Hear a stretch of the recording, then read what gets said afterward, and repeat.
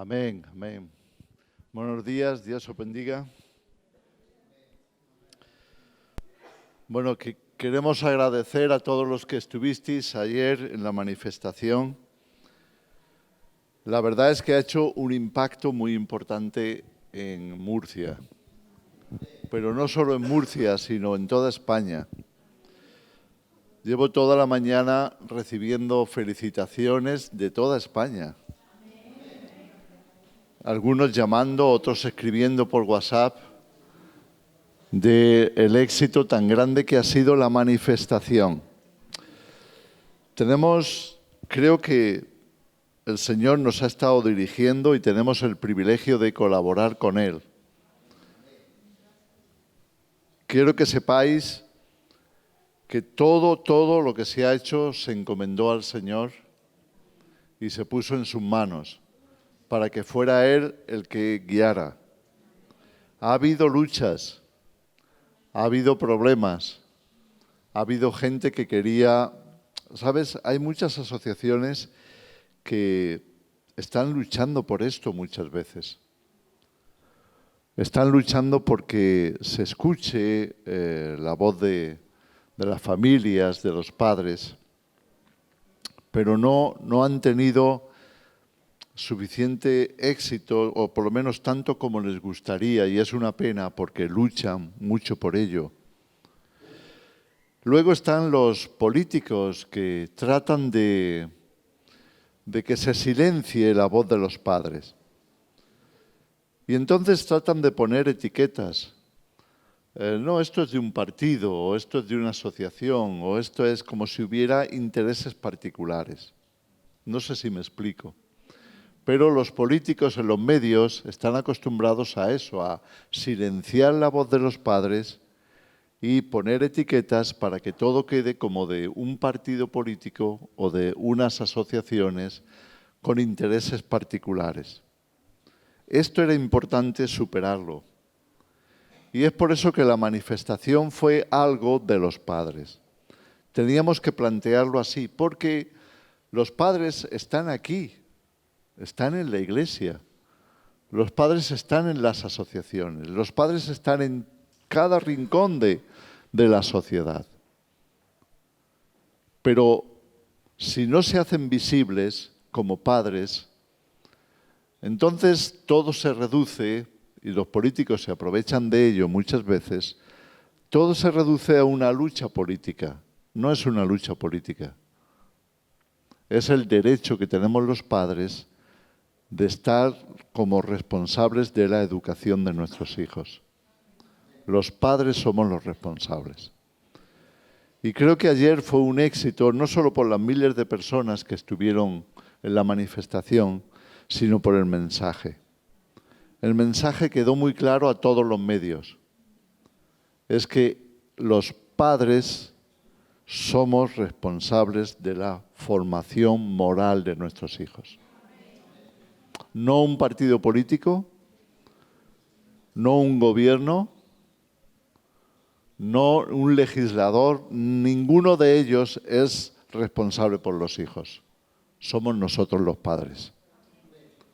Y por tanto la voz de los padres debe de oírse y debe de tenerse en cuenta. Creo que ese mensaje ha trascendido. Desde Televisión Española, muchos periódicos, la televisión autonómica, las 7, todos se han estado y se siguen haciendo eco de que se dejó claro ese mensaje. Así que felicidades por haber estado ahí. Las felicitaciones es para todos, porque todos hemos sido participantes. Amén. Una de las cosas que creo que el Señor nos quería dejar claro es que más que se hiciera una manifestación con miles de personas, más importante incluso que eso, que se escuchara la voz de los padres, para mí había algo espiritual pasando muy fuerte. Y es que la Iglesia se atreviera, los padres de la Iglesia, las familias de la Iglesia se atrevieran en España a salir a la calle. Y no lo digo solo a salir a la calle para proclamar nuestra fe, que eso lo hemos hecho en más de una ocasión, sino que se atrevieran a proclamar una verdad que se traduzca en la sociedad como reivindicación justa de los padres. Las familias cristianas nos hemos manifestado muchas veces para decir: tenemos fe, aquí estamos. No demasiadas veces, pero por lo menos algunas veces lo hemos hecho. No sé si tú has estado en alguna marcha por Jesús, en alguna marcha de España, oramos por ti. Todas esas marchas llevaban esta intención: visibilizar la fe de los creyentes, de nosotros los creyentes. Eso se ha logrado. Se ha conseguido, no suficientemente, pero por lo menos algunas veces, una vez al año, se solía hacer. Pero esto era diferente. Esto era salir a la calle para proclamar justicia. Esto era para salir a la calle y proclamar el propósito de Dios para la familia y los padres. Esto era algo distinto, esto era algo que señala a la sociedad, señala a los gobiernos, señala a los políticos, para decirles: queremos justicia, queremos que se haga justicia a los padres, queremos que se haga justicia a las familias. Y esto era algo que a la Iglesia le costaba asumir, una responsabilidad social, cívica, una responsabilidad en las leyes, en el gobierno. Así que creo que se ha roto algo muy importante.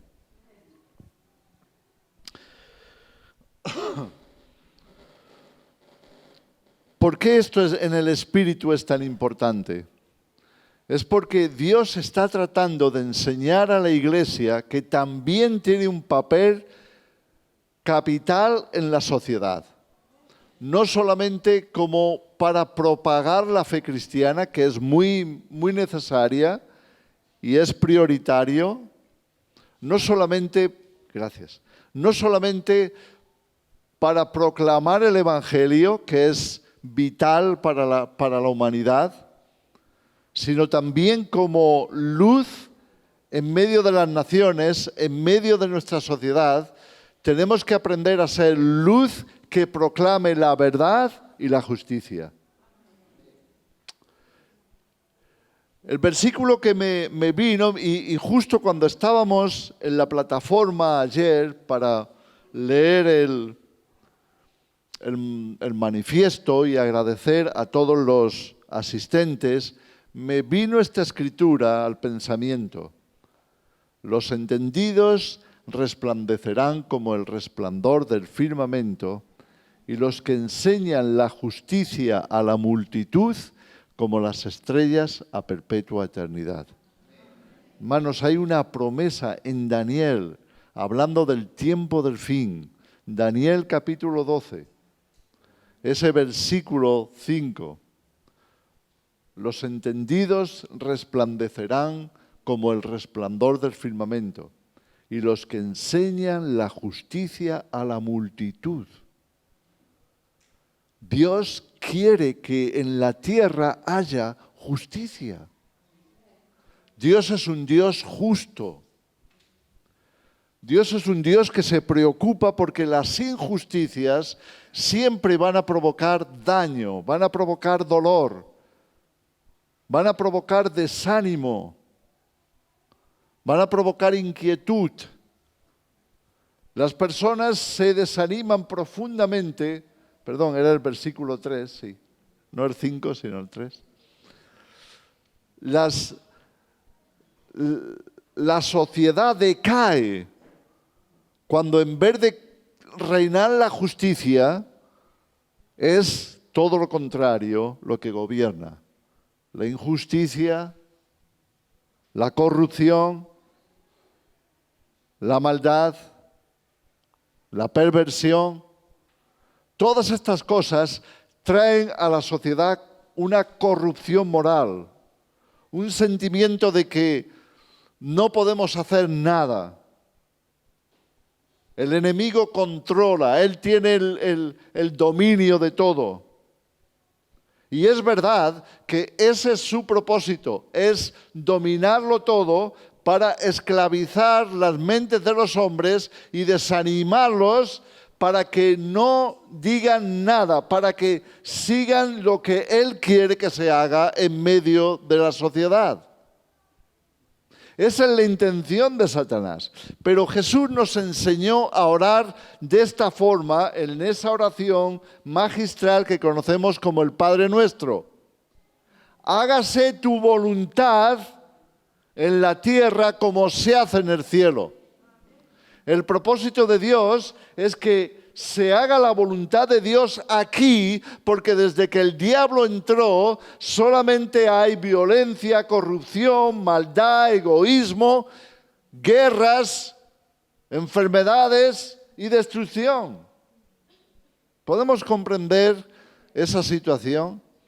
La tierra está bajo maldición por la intervención del pecado, por la intervención de Satanás en la mente y en el corazón de los seres humanos. Y Dios quiere cambiar eso. ¿Pensáis que Dios es injusto para seguir aguantando la injusticia en el mundo sin decir nada? ¿Sin intervenir? Dios no es así. Y cuando Dios guarda silencio es porque los que son sus altavoces se apagan. Tú y yo somos los altavoces de Dios. Dios no quiere hacer nada sin contar con sus hijos, con la iglesia. El reino de Dios es un asunto familiar. Es por eso que Él nos ha llamado a ser hijos suyos, formar parte de su familia, de su casa, aparte de ser de su reino. Y Dios quiere intervenir en los asuntos de la tierra a través de los seres humanos, especialmente de sus hijos. Él nos ha llamado a ser luz y sal. Jesús mismo predicó esas palabras. Vosotros sois la luz del mundo y la luz no se esconde debajo de una mesa. Se pone arriba para que todos lo vean y para que alumbre a todos. Vosotros sois la sal de la tierra. Y si dejáis de salar, no serviréis de nada. ¿Sabéis lo que os pasará? Los hombres os pisotearán. La sal insípida solo sirve para ser pisoteada por los hombres. Y la iglesia lleva demasiado tiempo silenciándose, escondiendo la luz, dejando de hablar, dejando de salar y siendo la alfombra de muchos. ¿Me explico? Y Dios no nos ha puesto aquí para ser alfombra. Dios nos ha puesto aquí para ser su voz. Esta es la misión profética de la iglesia.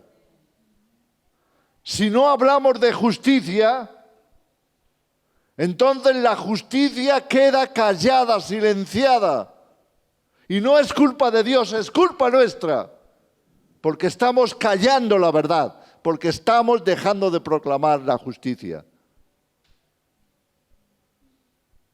Ya en los profetas, como leemos en Isaías, Dios les decía esto.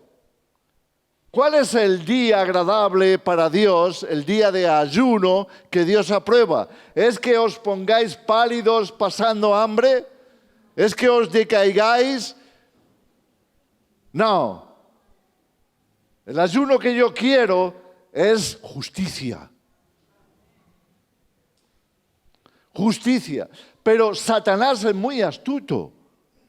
Y él sigue infiltrando el mal pensamiento, el pecado en la mente y el corazón del creyente. Porque cuando vivimos una vida de injusticia, cuando vivimos pecando, entonces ya no nos atrevemos a proclamar ningún tipo de justicia para que nadie nos señale. ¿Y tú?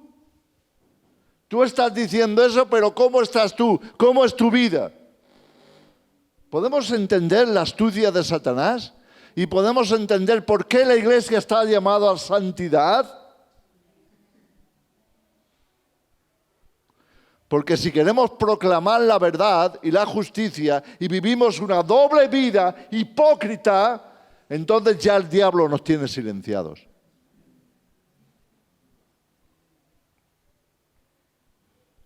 Tenemos que revisar nuestro corazón. ¿Dónde está nuestro corazón? ¿Cuál es la prioridad para nosotros? ¿El reino de Dios y su justicia? ¿O nuestra propia vida, carne y provecho? ¿Qué estamos haciendo en este mundo? ¿Cuál es nuestro propósito? ¿Vivir para nosotros mismos, para enriquecernos, para hacernos famosos, para vivir de acuerdo a nuestros apetitos carnales? ¿O estamos aquí para establecer el reino de Dios? Este es el llamado a la iglesia. Hermanos, si Dios nos llama para estar en Cristo, significa que Dios nos llama para gobernar y heredar juntamente con Cristo. Así que no nos podemos permitir tener prioridades egoístas y egocéntricas. Nuestra prioridad, la prioridad de nuestra vida, de nuestro tiempo, de nuestro esfuerzo, de nuestra mente y corazón, tiene que ser establecer el reino de Dios sobre la tierra. Y esto solo se puede hacer cuando se proclama la verdad y la justicia. Proclamar la verdad, proclamar el plan de Dios, proclamar el propósito de Dios para el mundo, proclamar el Evangelio, proclamar la salvación y proclamar la justicia. Dios es un Dios santo, es un Dios justo y Dios quiere que la justicia cubra la tierra como las aguas cubren los mares.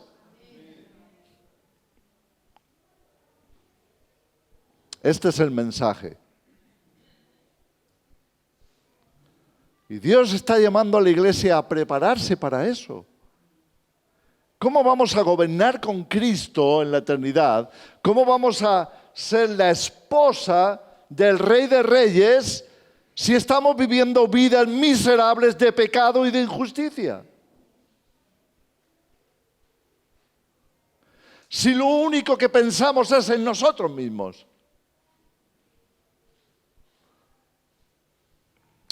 Los discípulos estaban preocupados cuando Jesús les llamó para esta misión. ¿Y de qué vamos a comer?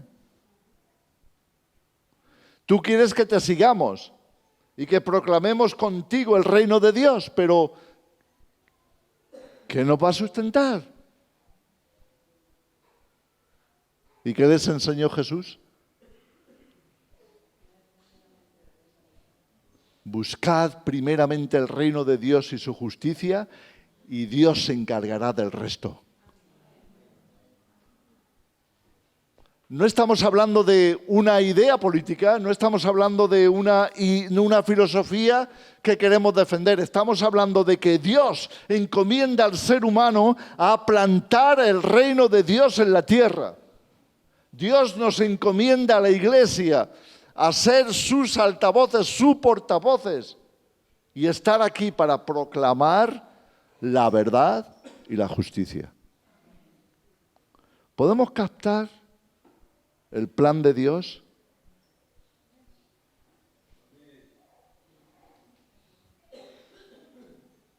Y eso nos hace responsables.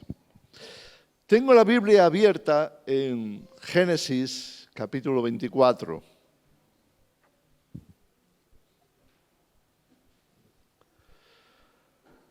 No lo vamos a leer todo, pero en este capítulo ocurre algo muy, muy interesante. Dejadme llevaros a la historia de Abraham. Lo voy a hacer sin seguir todos los versículos que hay sobre eso, porque si no nos alargaríamos mucho. Pero dejadme resumiros algo que ya conocéis, porque lo habéis oído muchas veces, lo habéis visto en películas, lo habéis leído en vuestra Biblia, lo habéis escuchado en muchas predicaciones y sé que no sois ajenos a la vida de Abraham. Abraham es considerado en la Escritura amigo de Dios. Y no solo amigo de Dios, más allá, padre de los creyentes. ¿Por qué? Por la fe. Porque Abraham fue llamado por Dios para dejar su tierra, dejar su parentela y seguir sus indicaciones.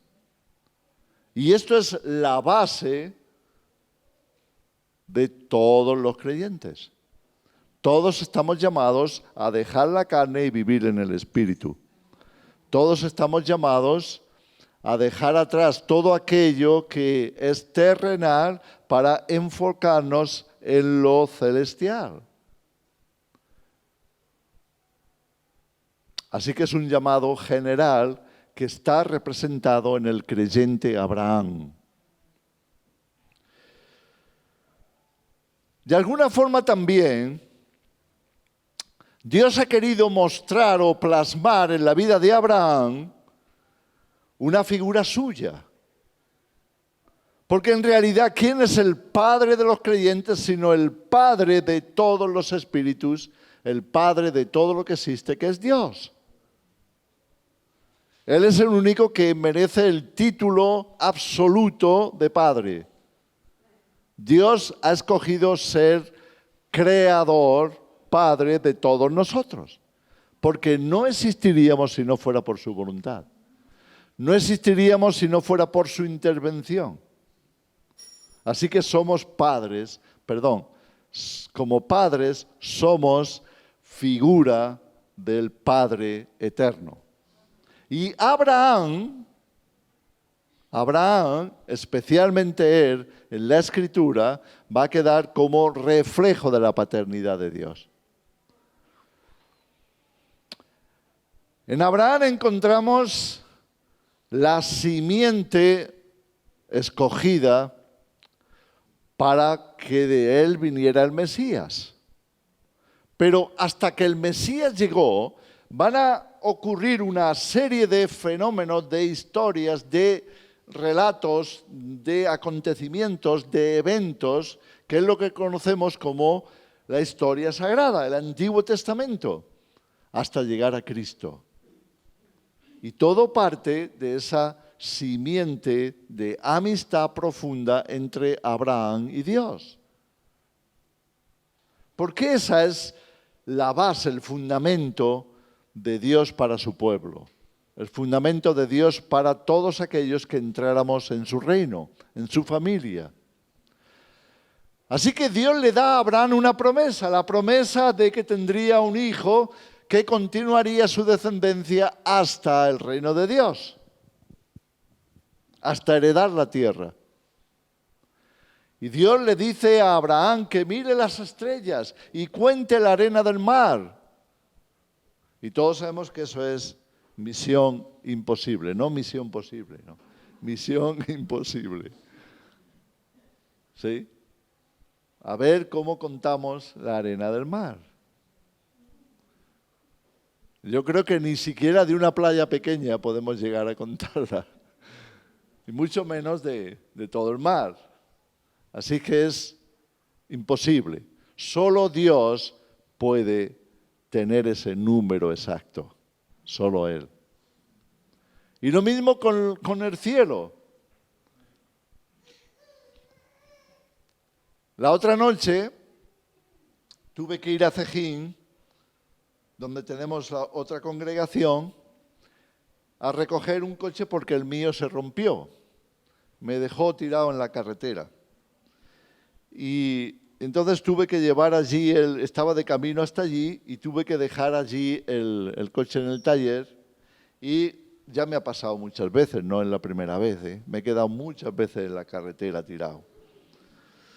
No porque todos mis coches sean malos o los que he tenido sean malos, sino porque acabo pues haciendo muchos kilómetros y ya sabes, ese es el riesgo, ¿no? Cuando estás tanto en la carretera, pues acabas de vez en cuando tirado. Así que soy un pésimo cliente del seguro. Siempre acabo dependiendo de que me vengan a recoger.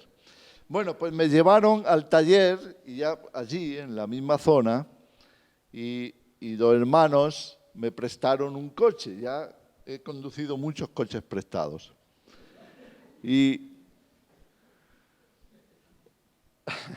Pero fui a recogerlo, aquello era una aventura, porque tenía que ir al campo, a un lugar oscuro donde no había luz, porque el coche estaba aparcado allí, en medio del campo.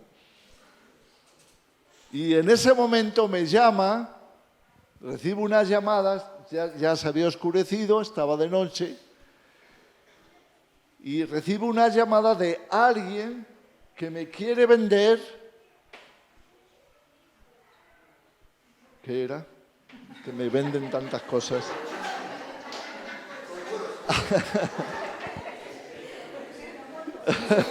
Sí, una moto para salir de ahí.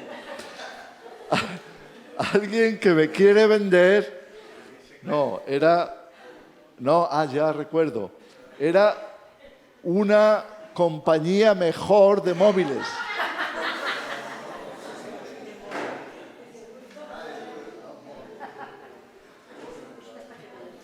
Y yo tengo el teléfono y esta persona comienza a quererme vender esa compañía.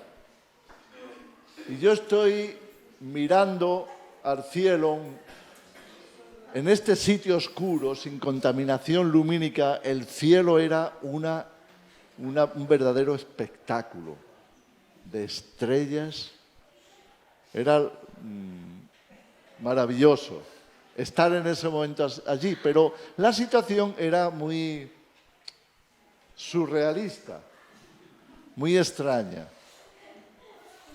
Y lo único que se me ocurre decirle al vendedor es: disculpa, estoy en medio del campo, mirando el cielo, hay una noche estrellada, maravillosa, tratando de encontrar un coche, porque el mío me ha dejado tirado,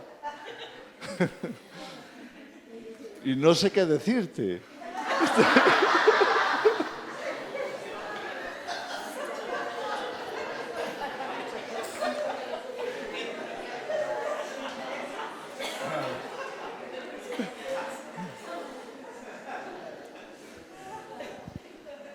¿Qué situación para que te vendan algo, no?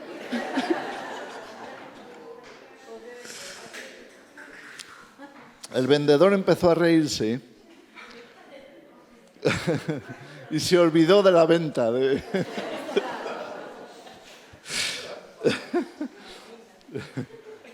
Así que me llamará en otra ocasión.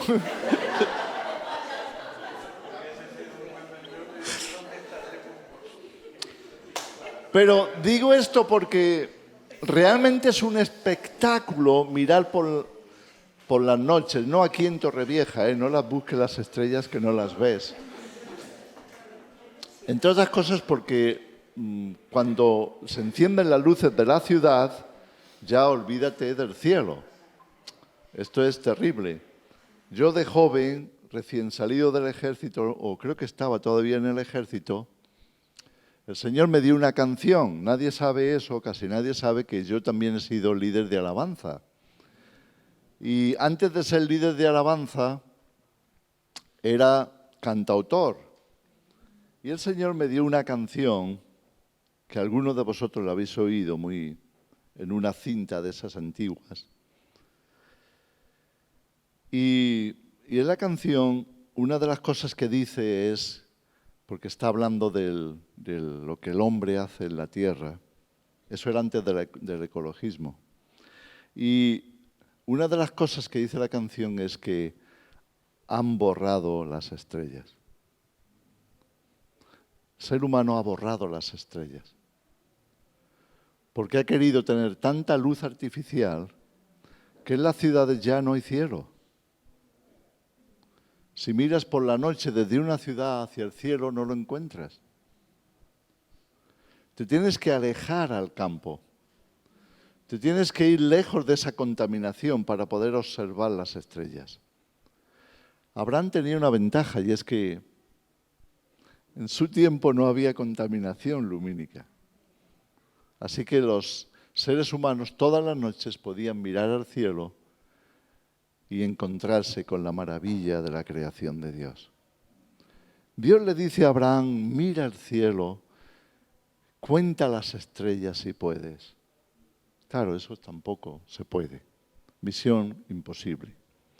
Pero lo que Dios le estaba tratando de mostrar a Abraham es que su reino es mucho más grande que todos. Su plan es más grande que cualquier plan que el ser humano pueda imaginar.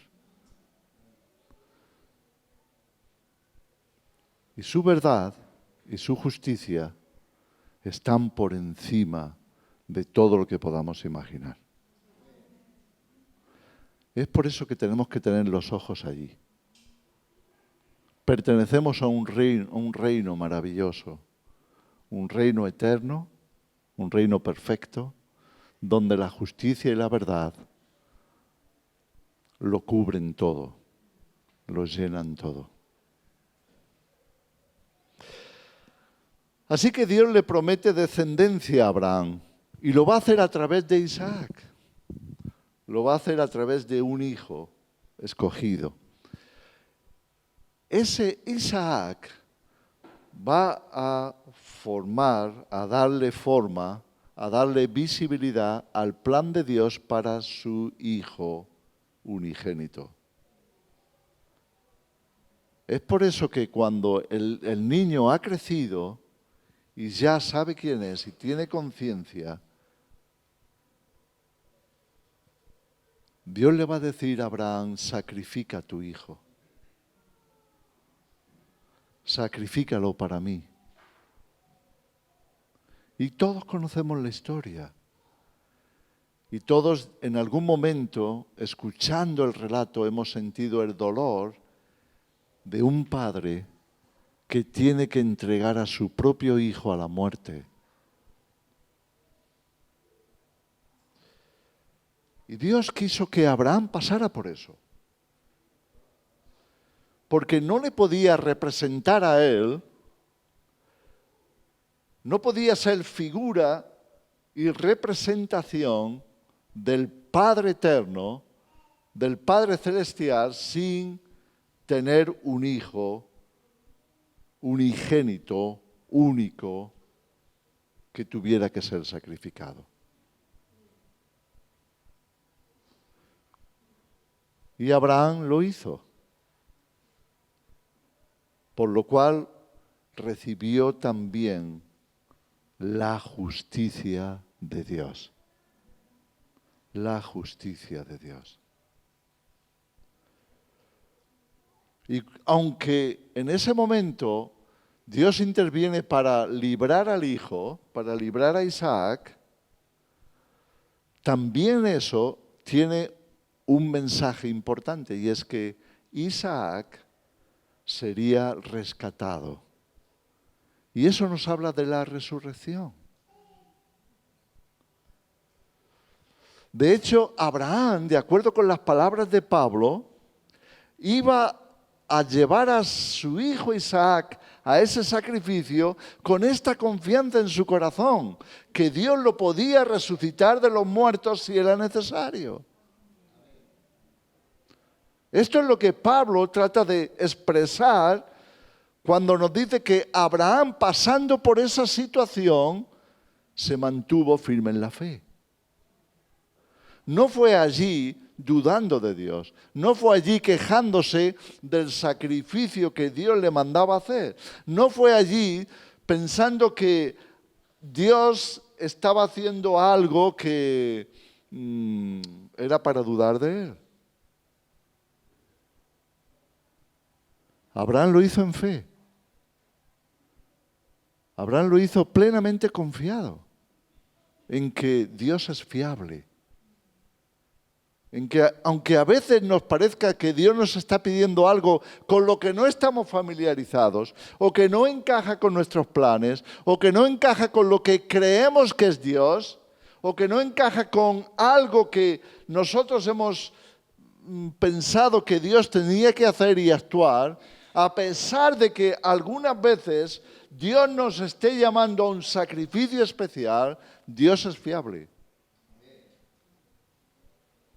Dios merece nuestra confianza.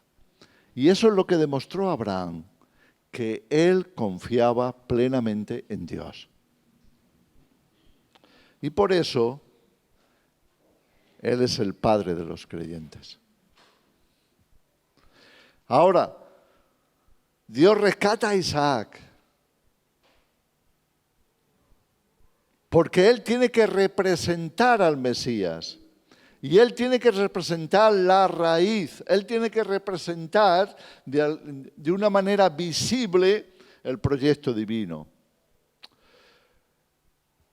El niño sigue creciendo, el joven sigue creciendo, y llegamos al capítulo 24 del Génesis, cuando Abraham piensa, mi hijo necesita una esposa.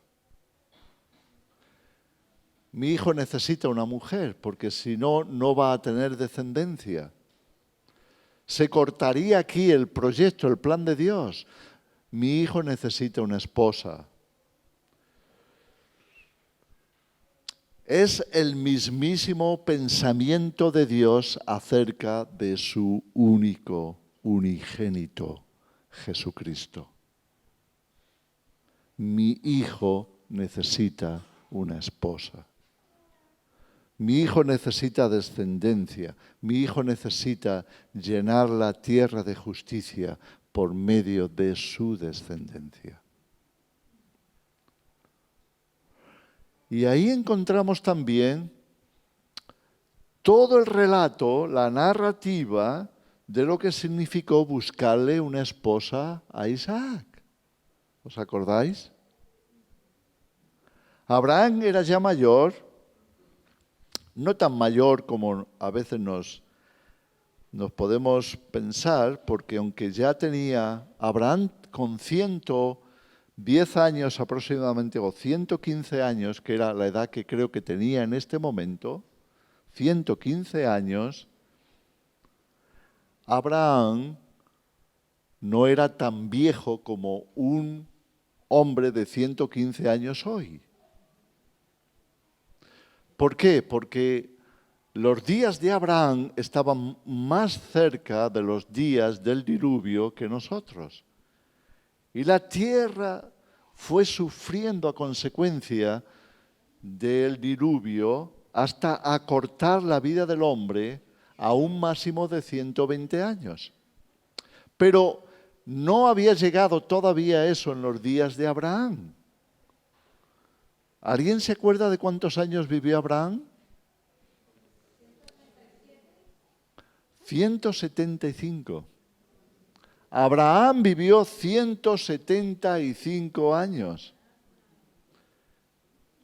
Y aunque visto desde Moisés, visto desde los días de Moisés, eso ya era, la edad de 115 años era una edad de muy viejo, una edad avanzada, los días de Abraham todavía no.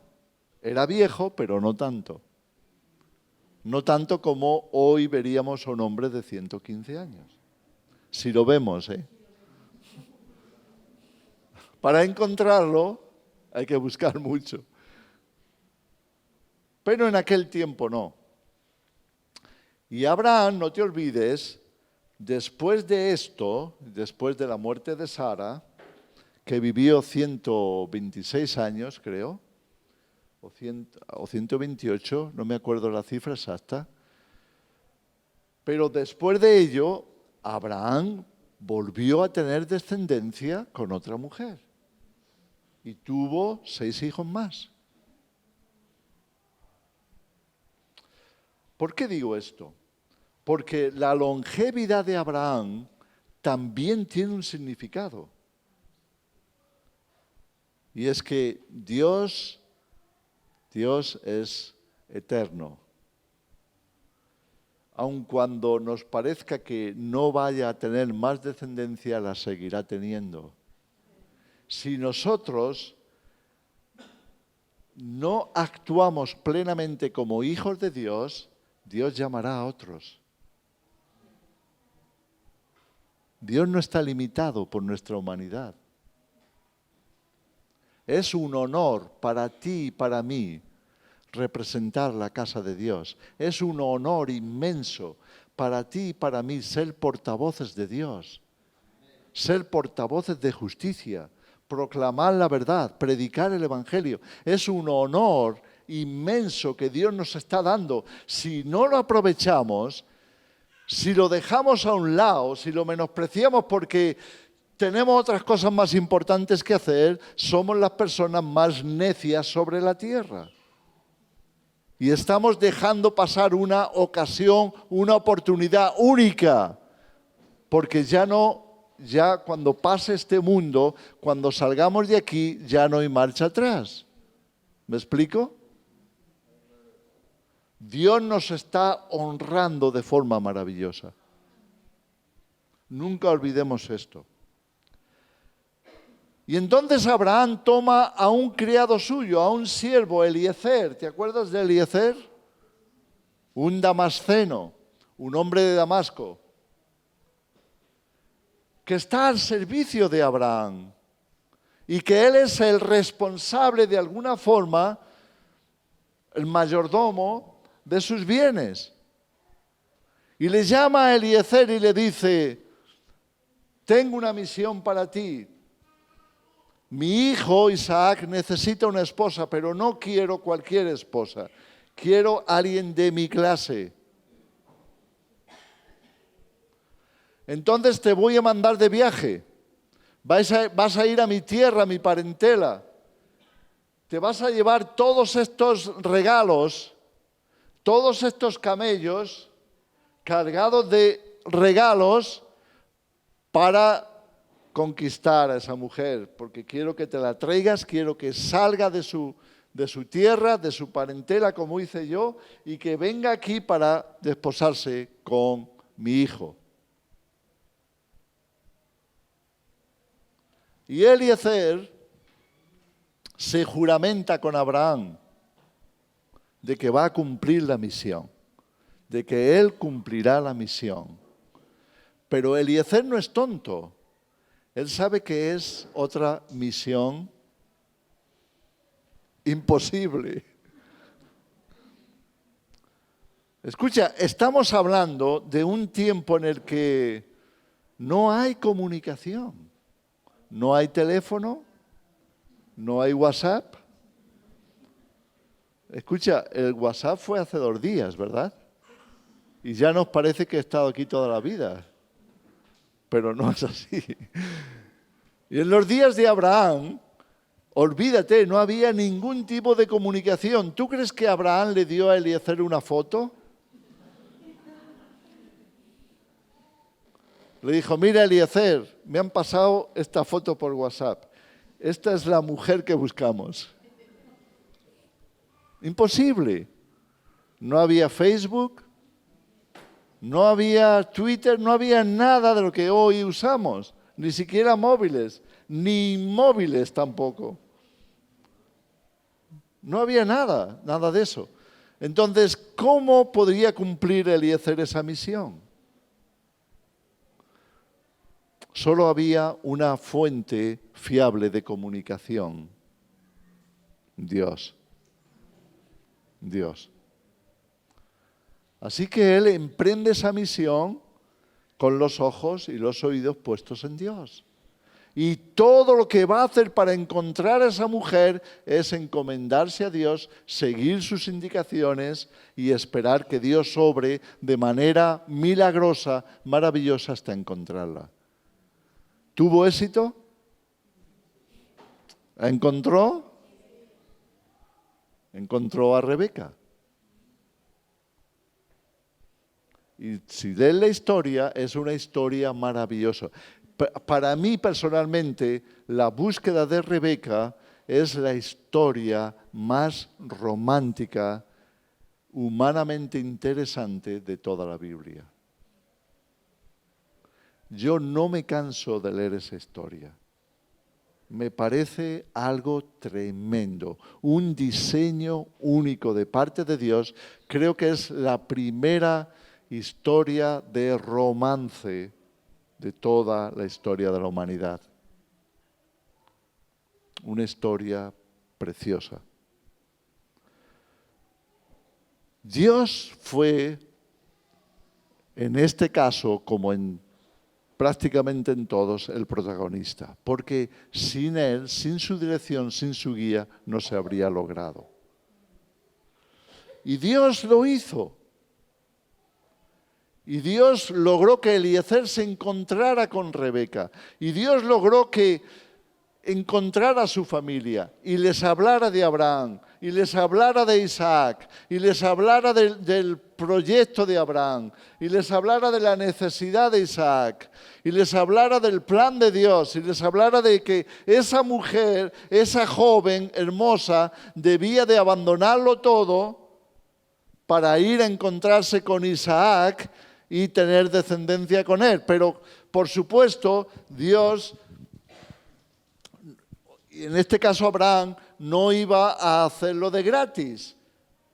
Cargó toda aquella caravana de camellos con presentes para honrar y recompensar a la familia. Toda esta historia, hermanos, tiene un mensaje principal. Cada vez que evangelizamos para encontrar a un miembro de la familia de Dios, a un hijo de Dios, a un miembro de su iglesia, cada vez que hablamos a alguien y descubrimos que esa persona es la que Dios ha preparado, Dios ha puesto fe en su corazón para dejarlo todo atrás y seguir a Cristo, para no importarle entrar en una nueva situación, en una nueva dimensión, en un nuevo ámbito, en el reino de Dios y formar parte de la familia de Dios. Cada vez que hacemos esto, estamos cumpliendo la misión de Eliezer y estamos trayendo a la esposa al esposo. ¿Se puede entender esto? ¡Qué privilegio tenemos! Estoy seguro de que si tú estás en Cristo y estás formando parte ahora de su reino, es porque Dios tenía un Eliezer que te buscó.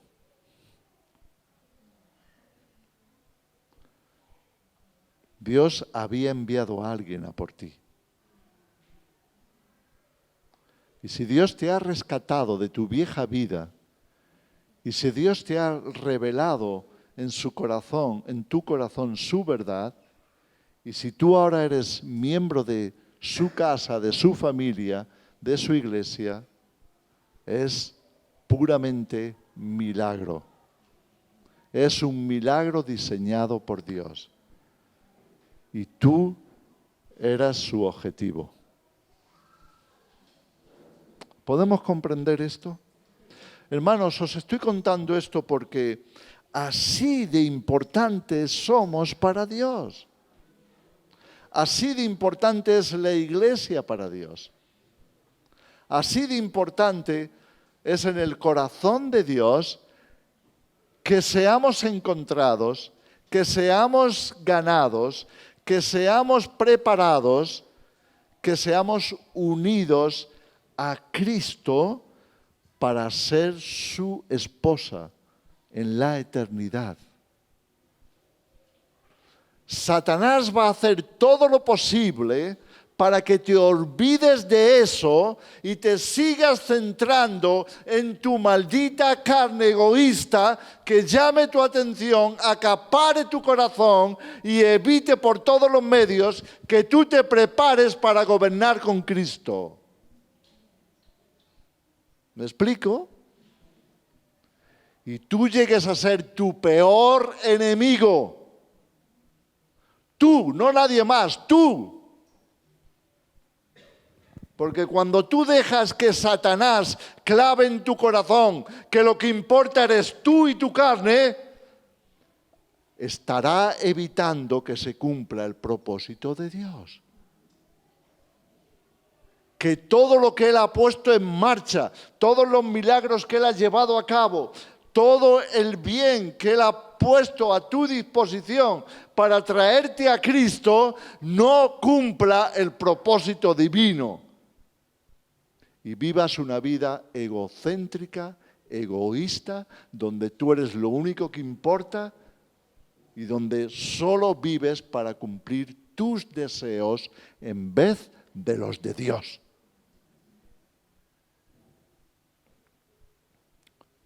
Dios nos quiere librar de eso, hermanos. No podemos vivir una vida de pecado, una vida egoísta, una vida centrada en nosotros mismos. Eso es un terrible menosprecio al amor de Cristo, al amor de Dios, a la verdad y a la justicia.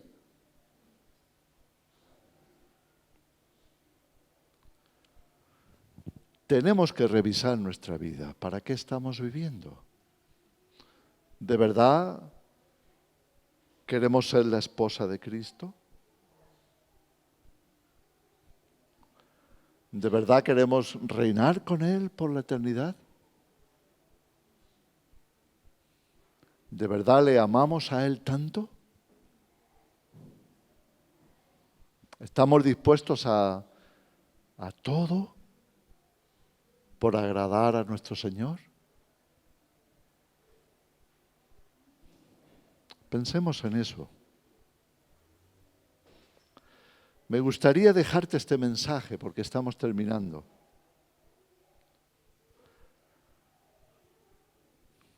Somos una obra maravillosa de parte de Dios. No la estropeemos. Amén. Somos un milagro. Vivamos de manera que haya merecido la pena que Dios hiciera el milagro. Amén. ¿Podemos orar? Gracias, Padre. Señor, te damos gracias por tu palabra. Te damos gracias porque en ella encontramos tu amor, tu sabiduría, tu gracia hacia nosotros, Señor. Encontramos tu corazón. Queremos, Señor, que nada nos aparte de tu plan. Nada nos aparte de tu propósito para nuestra vida. Señor, sigue trabajando en tu iglesia. Sigue forjándonos a la imagen y semejanza de tu Hijo. Sigue dándonos luz, entendimiento, revelación, carácter, espíritu de sacrificio, entrega, disposición. Líbranos, Señor, de nosotros mismos. Líbranos del pecado y de la carne. Líbranos de todo engaño.